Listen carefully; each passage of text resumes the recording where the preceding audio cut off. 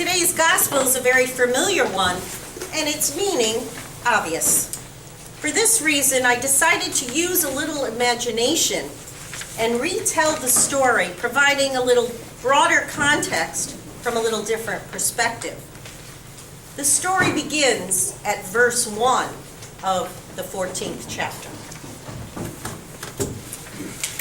Having been interrogated and rejected by the people of his own hometown, Jesus decided to leave Nazareth. His unexpected, less than enthusiastic reception left him sad and discouraged. He performed no miracles in the place he had cherished as a boy, the place he was nurtured, and the place where he grew in faith and stature. After the enthusiastic crowds he had experienced in other towns, he now had to face the possibility that from now on, things may be different. The enthusiastic acceptance of his message by many is now beginning to create uncertainty and doubt in the minds of others. Jesus journeyed away from his hometown only to discover more disturbing news. He found out that his cousin and faithful follower John the Baptist had been killed by Herod. He knew he had been put in prison. That was bad enough. Now he was dead. Jesus could only think, what next? Shaken by the news and uncertain as what to do next, Jesus got into a boat to go to a deserted place where he could be alone and pray. He needed to be alone with God, to be with the one who is ultimately in charge of his life, to discern how he should respond. Yet he found that when he reached the shore of the Sea of Galilee, crowds of people, as well as his disciples, had already gathered to see and hear the prophet that spoke of God's kingdom on earth. He got out of the boat, and though he was tired and distressed over the death of John the Baptist, he found himself filled with compassion for those who had journeyed far and near to come and see him. Unlike the people of his own hometown, these people gathered here were eager to hear him proclaim the good news. And so he cured the sick and inspired them with words of hope. As it became later in the day, the disciples, shaken over the news of John the Baptist, expressed their concern that the crowd might begin to get rowdy since it was getting late and there was nowhere to get food in such a deserted place. They suggested to Jesus that he dismiss them before it gets too late to go. When the disciples told Jesus there was only 5 loaves of bread and 2 fish, Jesus saw an opportunity to feed the crowd.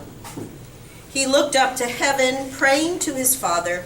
He blessed and broke the loaves, gave them to the disciples, and told them to distribute the food. All ate and were filled, and there was even some left over. Jesus, sensing that everyone, in particular the disciples and himself, were growing tired and weary after a long day, immediately forces the disciples into the boat and tells them to head to the other side. The boat was the same one that Jesus had used when he came to shore. Matthew, the tax collector, had brokered with the government to acquire fishing rights for his fellow disciples, so that they had a boat large enough to accommodate all the disciples. This was a good time for the disciples to forget the events of the day and try to relax. He was aware that the disciples could be fearful for their own safety, having heard about John the Baptist. After all, they had put their trust in him, hopeful that Jesus would finally be the Messiah, the one to save them and their people from the violent hands of the Roman Empire. Yet this may not be the case. John has been killed. Knowing this could upset the disciples, causing them to become angry, so Jesus decided it was best to leave before there were any signs of disturbance. He dismissed the crowds once the disciples had left the shore. Now he was alone. He could finally make his way up to the mountain to pray in the place where his ancestors always found the presence of God. More than ever, he needed to be with his Father. By the time Jesus was able to retreat, it was evening, and he spent time in prayer well into the night. As he prayed, he was strengthened, and he came to know God's will. At some point, he was distracted by the loud sound of the wind and the roaring sound of waves hitting the shore. Another sudden storm seemed to be brewing on the Sea of Galilee, and Jesus thought about his disciples in the boat in the middle of the sea. It was early in the morning hours, around 3 a.m., after the boat had been battered by the storm much of the night, that the disciples looked out and saw an image walking on the water, appearing to be walking toward them. Naturally, they assumed it was a ghost, for it is common to see such images in a storm such as this. Though common, they were still afraid.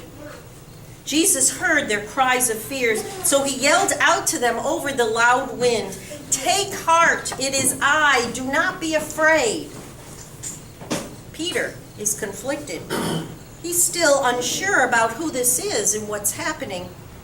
Yet he knows that if it truly is Jesus, then anything is possible. Peter responded to Jesus by saying, "Lord, if it is you, command me to come on the water." Jesus responded with one word, "Come." Peter climbed out of the boat, stepped onto the water, and actually began to walk toward Jesus. He fixed his eyes on Jesus as he took one step, and another, and then another. The disciples could not believe what they were seeing as they watched Peter get closer to Jesus. Suddenly, Peter's gaze strayed from Jesus, and he felt the force of the wind. Before he knew it, he was sinking into the sea, more frightened than ever. He cried out in a loud, desperate voice, "Lord, save me!" without any hesitation. Jesus immediately grabbed Peter's hand and caught him. After he was safely in the boat, he said to him, "You of little loyalty, why did you waver in your belief?" They got into the boat, and the wind stopped, and the sea calmed. All in the boat were amazed at what they had seen, and they bowed down to Jesus, recognizing who he truly was, the Son of God. The fear and doubt that entered their hearts after the killing of John had been forgotten, at least for now. They remembered once again the hope of salvation Jesus' words and miracles gave them, and once again they put their trust in God.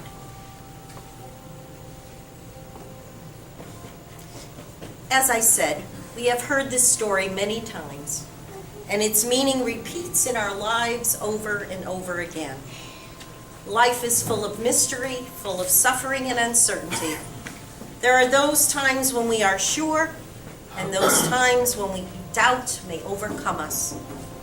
Yet one thing remains constant: God's faithfulness and love for us. Just like the disciples, we waver between belief and non-belief, certainty and uncertainty. And just like Jesus, we need to make time to be with the one responsible for our existence, the one who assists us in discerning how we are to respond to the events of our life. The miracle in today's gospel does not reflect the typical drama of other miracles in that it doesn't result in the cure of an illness or the amazement of wine turning into water or 5 loaves and 2 fish feeding the thousands. It does, however, reflect 2 truths.